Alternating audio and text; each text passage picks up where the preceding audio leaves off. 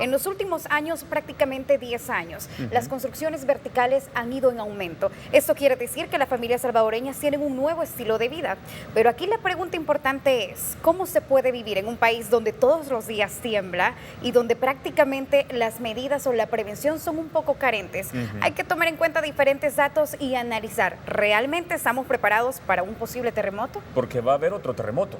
Es lo que se espera. Lo que no sabemos es cuándo va a ser, ni qué tan fuerte va a ser, ni dónde será su epicentro. Por eso es importante que estemos preparados para cuando una emergencia de esa naturaleza nos llegue, nos toque. Las nuevas generaciones no han vivido un terremoto así. Imagínese usted, desde el último terremoto pasó ¿cuánto?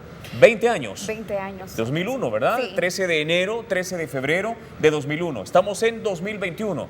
Han pasado ya 20 años. Repito, toda una generación no está preparada, en teoría, para enfrentar una emergencia de esa naturaleza. Por eso siempre lo hemos dicho, importante que identifique usted rutas de evacuación. Así es. En los lugares donde más frecuenta, en la oficina, en la universidad, en el colegio, en la casa incluso. Y usted puede decir, María José, pero mira, yo vivo en una casa pequeña, yo ¿cómo que no voy a tener una ruta de escape? No, ¿cómo no? No se puede pensar así. Es que lo que pasa es de que en un terremoto, de repente los nervios colapsan, nuestros nervios juegan en nuestra contra. Exacto. Y entonces no tener una ruta de escape definida puede ser la diferencia entre ponernos a salvo o continuar en peligro. Hay que definir también una vía de comunicación. Así es. Sabemos que cuando tiembla fuerte, cuando hay un terremoto, las líneas celulares colapsan. Se saturan. Correcto. Entonces, ¿qué es lo que hay que hacer? ¿Cómo nos vamos a comunicar? Vamos a mandar texto por WhatsApp, por Telegram, un mensaje de texto, como sea. Lo importante es definir esto, hablar esto en familia, porque de que nos va a tocar, nos va a tocar. Y si en su trabajo hacen simulacros, si en la escuela hacen simulacros, en su casa también, como familia deberían unirse y tratar de hacer diferentes simulacros, porque uno nunca sabe. Y como usted lo dijo, en el momento que llegue a temblar, los nervios nos pueden traicionar, nos pueden poner un poco alarmados y no sabemos cómo actuar. ¿Sabe lo que me da risa? Me da risa que cuando hay simulacros, muchas veces no lo tomamos en serio. No participamos en ellos. Nos da pena. O participamos en ellos, pero con una actitud que de plano lo ocupamos como que vamos a dejar de trabajar un rato. Vamos a dejar de estudiar un rato, vamos a participar en esto. Hay que participar con la seriedad del caso, porque esa puede ser la diferencia también entre la vida y la muerte. El tema es serio. Vamos a ver la investigación, correcto. ¿El Salvador está preparado para un terremoto? Esa es la pregunta que nos hacemos. El nuestro es un país con cicatrices profundas provocadas por los sismos. Cuando la tierra empieza a moverse, hasta las estructuras más robustas pueden caer. De eso hemos sido testigos en el pasado reciente, en octubre de 1986 y en enero y febrero de 2001.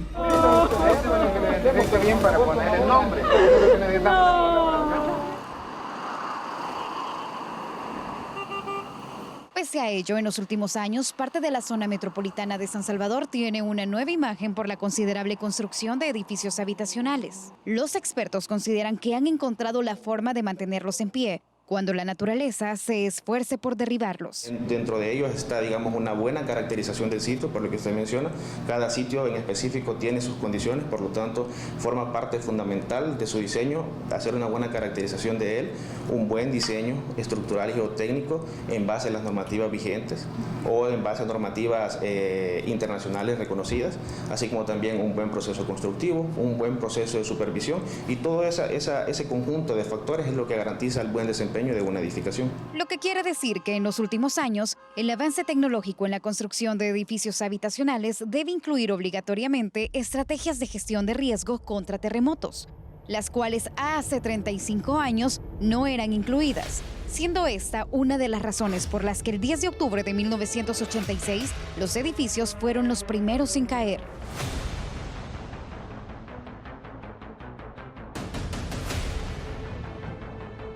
El sismo del 10 de octubre de 1986 a las 11:49 de la mañana tuvo una magnitud de 5.7.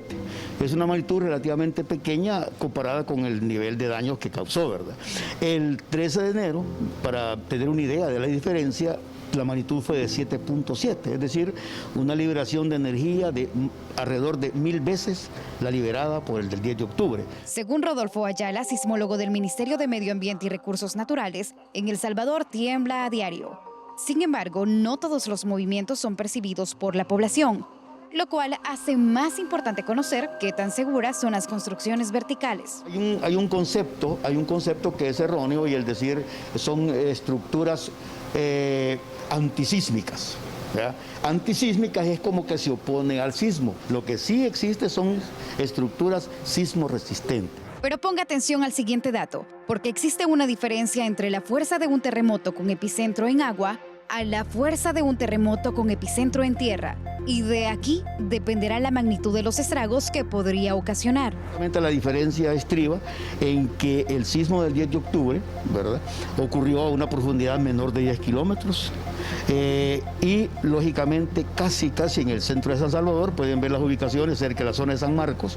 En cambio, el del 13 de enero fue a 60 kilómetros de la costa. Es decir, ya prácticamente, es cierto, hubo destrucción, pero el nivel de destrucción, como tú dices, fue sumamente inferior a la del 10 de octubre. Escombros, montañas de tierra sobre las viviendas, los techos cubiertos de tierra. 45 segundos fue tiempo suficiente para acabar con todo y provocar así la tragedia de las colinas. Ahora 20 años han pasado y, por ejemplo, esta casa continúa intacta, totalmente destruida desde aquel 13 de enero de 2001. Sin embargo, aunque el tiempo haya pasado, muchas familias trataron de reconstruir así una nueva vida en el mismo lugar que se lo llevó todo. Aterradores recuerdos del impresionante poder de la naturaleza están impresos en las fotografías que tomó don Alejandro Flores, uno de los pocos sobrevivientes del fatídico terremoto del 2001, cuando la colonia Las Colinas en Santa Tecla fue devastada por el terremoto. Es prácticamente, dijéramos que esto fue como un mes después del evento, ya estaban prácticamente bastante avanzados los trabajos de limpieza. Donde yo vivo murieron 48 de los vecinos, ¿verdad? Que eran vecinos nuestros, que nos conocíamos perfectamente, aún los amiguitos y compañeros de nuestros hijos.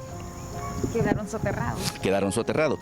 Mi casa se dañó más o menos en un 40%, ¿verdad? Porque está en los costados donde pasó la luz la avalancha de tierra, y con unos árboles muy gruesos, pues que se llevaron toda la parte de la fachada. ¿No perdió familiares? No, habíamos salido hacía como unos 5 minutos. Ahora, este mismo municipio que hace 20 años se convirtió en un escenario devastador, ya propone nuevos estilos de vivienda.